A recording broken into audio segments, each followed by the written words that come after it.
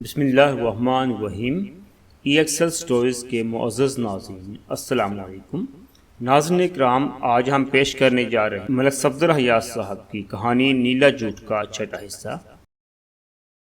وہ ترازو کو فضا میں بلند کرتے ہوئے بولا، دیکھ لیں جناب، اس کے دونوں پلڑے برابر ہیں نا؟ میں نے اس بات میں گردن ہلانے پر اکتفا کیا۔ اس نے ایک پاؤ والے باٹ سے شروع کیا اور اس مظاہرے کو 2 سیر والے باٹ تک لے گیا۔ ایک پلڑے میں وہ تصدیق شدہ سرکاری باٹ رکھتا اور دوسرے میں اپنا بنایا ہوا باٹ۔ مجھے یہ دیکھ کر حیرت انگیز خوشی ہوئی کہ منظورے کا خود ساختہ باٹ والا پلڑا تھوڑا سا جھک جاتا تھا، جس کا واضح مطلب یہ تھا کہ منظورے کا ہر باٹ تصدیق شدہ سرکاری باٹ سے چند گرام زیادہ وزن ہی کا تھا۔ اس نمائشی تجربے سے فارغ ہونے کے بعد اس نے فاتحانہ نظر سے مجھے دیکھا اور بولا، آپ 1 منٹ رکیں، میں فریدے کے باٹ واپس کر رہا ہوں، ورنہ خواہ مخواہ وہ چلانے لگے گا اور آپ سمجھیں گے شاید میرا اس کے ساتھ کوئی جھگڑا پھڈا ہے۔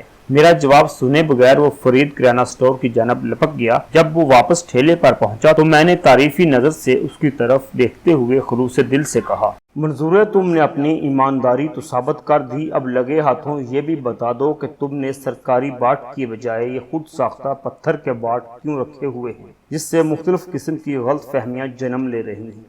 جناب، بات دراصل یہ ہے کہ وہ بڑی رسان کے ساتھ وضاحت کرتے ہوئے بولا، کچھ عرصہ پہلے میرے ٹھیلے پر سے کسی نامراد چور نے سارے باٹ چرا لیے ہیں۔ میں انہیں ڈھونڈوں بھی تو کہاں ڈھونڈوں؟ سب باٹ ایک ہی جیسے تو ہوتے ہیں، کسی پر بھی کسی کا نام تو لکھا ہوتا نہیں۔ میں نے اپنا کام چلانے کے لیے فوری طور پر پتھر کے یہ باٹ تیار کر لیے ہیں۔ جب میرا سمندری کی طرف جانا ہوگا تو وہاں سے اپنے لیے نئے سرکاری تصدیق شدہ باٹ خرید لاؤں گا۔ جب تک میں انہی پتھروں کے باٹوں سے گزارا چلاؤں گا، کیونکہ میرا دل اور ضمیر مطمئن ہے کہ میں کاروبار میں ہیرا پھیری یا بے ایمانی نہیں کر رہا، اور یہاں تک سلطان کے الزام کا تعلق ہے۔ وہ سانس ہموار کرنے کے لیے تھما، پھر اپنی بات مکمل کرتے ہوئے بولا، یہ لوگ مجھ سے پھل خریدتے رہے ہیں اور کبھی انہیں مجھ سے کوئی شکایت نہیں ہوئی تھی۔ جب سے حفیظ جٹ کے ساتھ میرا 2-3 مرتبہ جھگڑا ہوا ہے نا، ان کے تیور بدل گئے ہیں، انہیں مجھ میں اور میرے ناپ تول میں کیڑے نظر آنے لگے ہیں۔ حفیظ جٹ سے تمہارا کس بات پر جھگڑا ہوا تھا؟ میں پوچھے بنا نہ رہ سکا۔ بہت معمولی سی بات تھی تھانے صاحب، وہ سرسری سے لہجے میں بولا، پچھلے دنوں میں گنڈیریاں بیچ رہا تھا۔ آپ تو جانتے ہیں کہ گنڈیریاں بیچنے والے کو اپنے ساتھ ایک بالٹی میں پانی بھی بھر کر رکھنا پڑتا ہے، اور یہ پانی والی بالٹی عموماً ٹھیلے کے ساتھ لٹکی رہتی ہے۔ ہاں، میں نے ایسی بالٹی گنڈیریاں بیچنے والوں کے پاس دیکھی ہے، میں نے تائیدی انداز میں کہا۔ وہ اپنی بات کو آگے بڑھاتے ہوئے بولا، میں شام سے پہلے جب اپنا کام ختم کر کے گھر کی طرف جانے لگتا تو بالٹی کے پانی کو دھول اڑاتے اس بازار میں چھڑک جاتا تھا، اور میری اس حرکت سے حفیظ جٹ کو تکلیف پہنچی تھی۔ میں ان دنوں جٹ کلاتھ مرچنٹ کے بالکل سامنے ٹھیلا لگاتا تھا۔ حفیظ جٹ کا خیال تھا کہ میں دھول مٹی اڑا کر اس کی دکان میں رکھی بزازی کو گندا کرنے کی کوشش کرتا ہوں۔ اس الٹے دماغ کے بندے کے ساتھ میں روز روز تو جھگڑا کر نہیں سکتا تھا، لہٰذا میں نے اپنے ٹھیلے کی جگہ ہی بدل دی۔ بس اتنی سی بات ہے تھانے دار صاحب۔ ٹھیک ہے منظورے، میں اس اسٹول سے اٹھ کر کھڑا ہو گیا، تمہاری طرف سے میں بالکل مطمئن ہو گیا ہوں، اب تم مزے سے پھل بیچو اور میں چلتا ہوں۔ صرف 1 منٹ تھانے دار صاحب، وہ ترازو کی جانب ہاتھ بڑھاتے ہوئے بولا۔ میں سوالیہ نظر سے اس کی حرکات و سکنات کو نوٹ کرنے لگا۔ اس نے ترازو کے ایک پلڑے میں 2 سیر کا باٹ رکھا اور دوسرے پلڑے میں چن چن کر آم چڑھانے لگا۔ پھر 2 سیر آم تول کر اس نے ایک تھیلے میں ڈالے اور مذکورہ تھیلے کو میری جانب بڑھاتے ہوئے بولا، پاکستان کے کسی بھی ترازو میں جا کر تول لیں تھانے دار صاحب، اگر 2.25 سیر سے کم نکل آئیں تو میری وہ سزا جو کالے چور کی۔ منظورہ جو کہتا ہے وہ کر کے بھی دکھاتا ہے۔ منظورے، میں تمہاری ایمانداری کو تسلیم کر چکا ہوں، میں نے تھیلے کی جانب ہاتھ بڑھائے بغیر کہا، پھر تمہیں کیا پڑی ہے مجھے ناپ تول کے چکر میں ڈالنے کی؟ اگر کہو تو میں تمہاری دیانتداری کی سند لکھ کر دینے کو تیار ہوں۔ جناب، مجھ غریب کو کیوں شرمندہ کرتے ہیں؟ وہ ندامت بھرے لہجے میں بولا، یہ آم میں نے آپ کے لیے تھیلے میں بھرے ہیں، بڑے رسیلے اور شرطیہ میٹھے اور چونسا آم ہیں، یہ کھائیں گے تو یاد کریں گے۔ میں یہ آم ضرور اپنے ساتھ لے کر جاؤں گا، میں نے 2 ٹوک الفاظ میں کہا، مگر میری ایک شرط ہے۔ کیسی شرط تھانے دار صاحب؟ وہ الجھن زدہ نظر سے مجھے دیکھنے لگا۔ میں نے کہا، تم مجھ سے ان آموں کی رعایتی قیمت ضرور وصول کرو گے۔ منظور علی عرف منظورہ پھل فروش دیکھنے میں جاہل اور اجڑ سا لگتا تھا، لیکن پچھلے 20-25 منٹ کی گفتگو میں نے سمجھ لیا تھا کہ منظورہ ایک جینیس آدمی تھا۔ کسی بھی جینیس میں جو ٹیڑھ ہوتی ہے وہ اس میں بھی تھی۔ کیونکہ اس کا دماغ عام نہیں تھا، اس لیے وہ عوام کی سمجھ میں نہیں آتا تھا۔ ایسے ہی لوگوں کو مس فٹ کہا جاتا ہے۔ اس کا چہرہ اتر گیا تھا۔ وہ میری بات کے جواب میں بولا، تھانے دار صاحب، سونا رب نیت کا حال جانتا ہے، لیکن آپ نہیں۔ میں یہ بات مانتا ہوں، میرے لہجے میں الجھن جھلک رہی تھی، مگر نیت کے حال کا ان دو سیر عاموں سے کیا تعلق ہے؟ بہت گہرا تعلق ہے سرکار، وہ جذبات کے عالم میں بولا۔ میں نے خلوص دل سے یہ عام آپ کو تحفے میں پیش کیے ہیں تھانے دار صاحب، وہ ایک ایک لفظ پر زور دیتے ہوئے بولا، اور تحفے کی کوئی قیمت نہیں ہوتی، نہ ہی اس سے انکار کو اچھا تصور کیا جاتا ہے۔ دوسرے معنوں میں یہ تحفہ دینے والے کی ذات کی نفی ہوتی ہے، اس کی تحقیر ہوتی ہے۔ اس دیہاتی منظورے نے مجھے کلین بولڈ کر دیا تھا۔ میرے نزدیک منظورہ بہت سے اللہ والوں سے زیادہ بہتر انداز میں اللہ کی ذات کا شعور رکھتا تھا۔ ہو سکتا ہے آپ کی رائے مجھ سے مختلف ہو، بہرحال آپ اختلاف رائے کا حق رکھتے ہیں۔ میں نے منظور کے تحفے کو دل و جان سے قبول کرتے ہوئے پوچھا، تم خواب وغیرہ بھی دیکھتے ہو؟ وہ اس اچانک اور غیر متعلق سوال پر چونک کر مجھے دیکھنے لگا۔ میں نے وضاحت کرتے ہوئے کہا، اتنا حیران ہونے کی ضرورت نہیں، بس میں نے ایسے ہی پوچھ لیا ہے۔ تمہیں خواب وغیرہ تو آتے ہوں گے؟ جی ہاں، خواب آتے رہتے ہیں، مگر اکثر وہ اوٹ پٹانگ ہی ہوتے ہیں، اس نے جواب دیا۔ کبھی کبھار ہی کوئی خواب ذہن میں اٹکتا ہے اور سوچ کو پریشان کرتا ہے۔ پھر تم ذہن میں اٹکے ہوئے خواب کو کس طرح نکالتے ہو؟ میں نے پوچھا۔ اپنی پریشانی کو کیسے دور کرتے ہو؟ جناب، اگر مجھے کسی خواب سے کوئی الجھن ہونے لگتی ہے تو میں مولوی صاحب کے پاس چلا جاتا ہوں، وہ میری الجھن دور کر دیتے ہیں اور میں سکون سے گھر آ جاتا ہوں۔ مولوی صاحب کون؟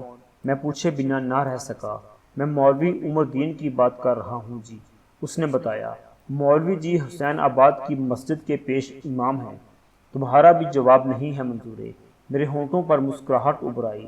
نماز کے لیے تو تم مسجد کا رخ کرتے نہیں، اور خواب کی تعبیر پوچھنے فوراً مولوی صاحب کے پاس پہنچ جاتے ہو۔ جناب، اب ایسا بھی نہیں کہ میں بالکل ہی بے نمازی ہوں، وہ گہری سنجیدگی سے بولا۔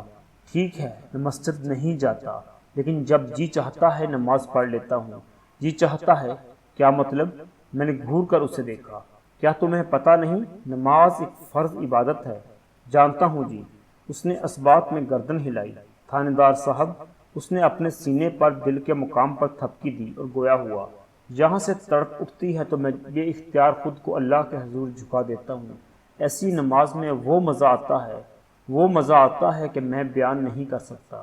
لمحاتی توقف کر کے اس نے گہری سانس لی، پھر سنجیدگی کو برقرار رکھتے ہوئے بولا، یہ دنیا کو دکھانے کے لیے انتہائی بددلی کے ساتھ نماز کی خانہ پوری مجھے بالکل پسند نہیں۔ ہاں، اب دعا کریں کہ دن میں 5 وقت میرے دل میں اس کی جانب رجوع کی تڑپ پیدا ہو جائے، تو پھر آپ مجھے 5 وقت مسجد میں باجماعت نماز ادا کرتے پائیں گے۔ ٹھیک ہے، میں نے تہہ دل سے کہا، میں تمہارے لیے ضرور دعا کروں گا۔ اس نے میرا شکریہ ادا کیا۔ میں اس سے ہاتھ ملا کر رخصت ہو گئی۔ جٹ کلاتھ مرچنٹ میرے راستے میں پڑتا تھا۔ میں نے سوچا واپسی سے ذرا پہلے ادھر بھی جھانک لوں۔ میں نے دکان میں قدم رکھا تو دونوں بھائیوں نے بڑے اتفاق سے میرا استقبال کیا۔ پیچھے کسی جگہ میں اس بات کا ذکر کر چکا ہوں کہ ان دونوں بھائیوں میں چھوٹا بھائی سلطان خاصا تیز ترار تھا، جبکہ بڑا بھائی ریحان خاموش طبع اور سیدھا سادہ تھا۔ گزشتہ روز قبرستان میں ان سے میری تفصیلی بات ہوئی تھی۔ وہ دونوں منظورے سے خاصے برگزشتہ نظر آئے تھے۔ مجھے دکان میں داخل ہوتے دیکھا تو سلطان نے آنکھوں ہی آنکھوں میں ریحان کو کوئی اشارہ کیا اور وہ دکان سے باہر نکل گیا۔ میں سلطان سے بات کرنے لگا۔ میں نے اس سے پوچھا، تم لوگوں نے آج قبرستان کی طرف چکر لگا کر اپنے ابا جی کی قبر کا جائزہ تو لیا ہوگا، وہاں دوبارہ کوئی گڑبڑ تو دیکھنے میں نہیں آئی؟ نہیں جی، سب ٹھیک ٹھاک ہے، سلطان نے جواب دیا۔ ابا جی کی قبر صحیح سلامت ہے۔ میں نے دانستہ اسے یہ نہیں بتایا تھا کہ میں قبرستان کا چکر لگانے اور وہاں کی رپورٹ لینے کے بعد ادھر آیا ہوں۔ میں نے ان لوگوں کی ہمت بندھانے کی غرض سے کہا، میں نے کل ہی سے تفتیش کا آغاز کر دیا ہے۔ مجھے امید ہے کہ بہت جلد اس فتنہ پرور شخص کو گرفتار کرنے میں کامیاب ہو جاؤں گا جس نے حفیظ جٹ کی قبر کے ساتھ وہ سنگین مذاق کیا تھا۔ اسی لمحے ریحان واپس آ گیا۔ میں اس کے ہاتھ میں ٹھنڈی تھار بوتل دیکھ کر چونک پڑا۔ سلطان نے بڑے بھائی سے کہا، ریحان بوتل تھانے دار صاحب کو پیش کرو، یہ کتنی گرمی میں آئے ہیں۔ سچی بات تو یہ ہے کہ اس وقت مجھے شدید پیاس محسوس ہو رہی تھی، لیکن اخلاقاً میں نے کہہ دیا، یہ تکلف کیوں کیا؟ میں نے تھوڑی دیر پہلے ٹھنڈی لسی پی تھی۔ تھانے دار جی، اگر آپ نے 3-4 گلاس لسی پی تو وہ پسینہ بن کر آپ کے وجود سے خارج ہو چکی ہوگی۔ سلطان نے ریحان کے ہاتھ سے بوتل لے کر بذات خود میری طرف بڑھاتے ہوئے کہا، آپ پچھلے آدھے گھنٹے سے اسی بکواسی منظورے کے ساتھ مغز ماری کر کے آ رہے تھے۔ میں نے چونک کر اس کی طرف دیکھا تو گویا یہ شاطر میری نگرانی کر رہا تھا۔ میں نے ٹھہرے ہوئے لہجے میں کہا، ابھی بتایا ہے نا، میں نے کل ہی سے تفتیش شروع کر رکھی ہے۔